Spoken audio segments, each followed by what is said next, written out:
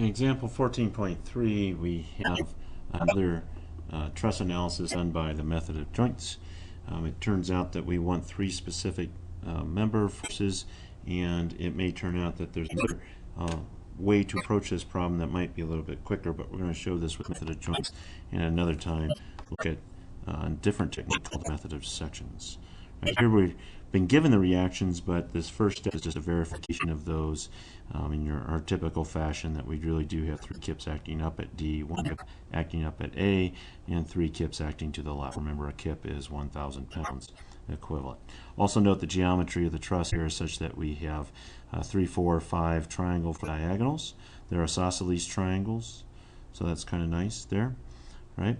And so let's charge ahead here. We're asked for these 3 member forces, and there's no one single joint that we might go to that will give us all 3, and that'd be fine anyways, because a joint free body diagram can give us an equal 2. And gee, when we go around to each of these are all pretty complex. So tell you what, let's start over here to look, because where at least member AE, one of our requested members, is located, and that's what where we'll start here. For step 2 is free body diagram of joint A, and as always we put the little stubs of the members in, and then we can put the member forces.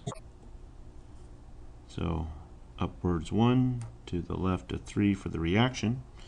And okay, well, I can tell right off the bat that for the vertical, the only way I'm going to get equilibrium is if AB is acting downwards, and that means I have 2 leftwards force vectors horizontally, so that means AE has to be acting right. Only way that can work for equilibrium. So that's our guesses here. And let's see then what happens. Let's start with sum of forces in the Y. Let's take up positive. We want the vertical component of AB, so that's 4/5 because of that 3 or 5 triangle of AB. And let's see, that's acting down, so that's a minus sign. Plus the 1 equals 0. So therefore, AB equals 1.25 kips, and it's acting in compression as shown. Then we have sum of forces in the X. Let's take to the left positive. Why? I don't know, just because. It's arbitrary. It's going to be left or right. We got positive 3 then, and then plus the horizontal component of 1.25, which will be then 3/5 of 5/4. So that's really 0.75. And then minus AE equals 0, so therefore AB is going to be equal to 3.75 kips, and that would be it shown in tension. We got the positive number, meaning we guessed right in that direction.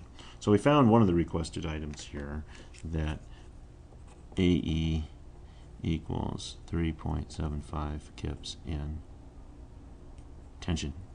Right now, we could try to go here to joint E, but that would involve 3 unknowns. That doesn't help us much. Why don't we go up here, although we have 4 forces in that joint free body diagram. One of them is now known, one's applied, and the other 2 then can be found hopefully easily.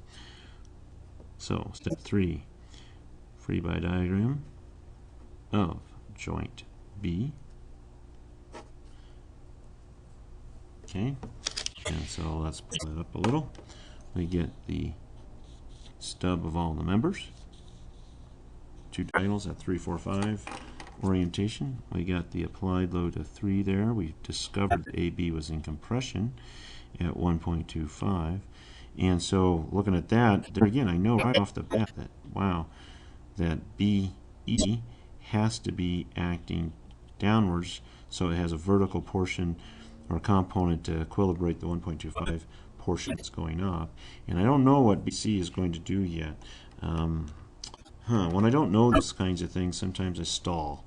And so, because I always like to guess if I can, so let's just see what happens. We'll take sum of forces in the Y, positive going downwards. We have 5/4 at the 1.25. That is going upwards, so that's a minus sign. Times, oh, I need the 4/5. Ooh, that happens to be equal to the reaction. That's kind of important to note. This vertical reaction flowed right, or actually was in response to the vertical component of AB, and that just fed right on up the chain there.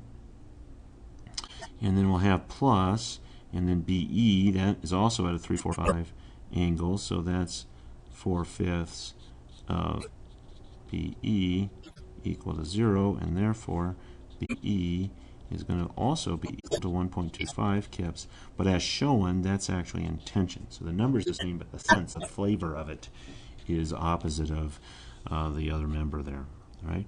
And so that tells me that, oh, hey, wait a minute, I can guess. What was I thinking before? I've got now three forces, all with them having a rightwards action to them. So that means, of course, that for equilibrium, BC has to be acting to the left in order for that to possibly be in equilibrium. So we have some forces in the X. Let's take to the left positive. We get BC minus 3 minus the 1.25, which is 5/4 times 3/5. That's the X component of it. Minus BE, that's also 1.25, and its X component, which is also 3/5. And that's all then equal to 0.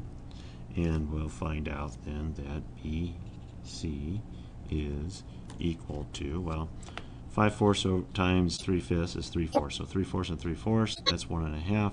With 3, we get 4.5 kips of now compression for BC.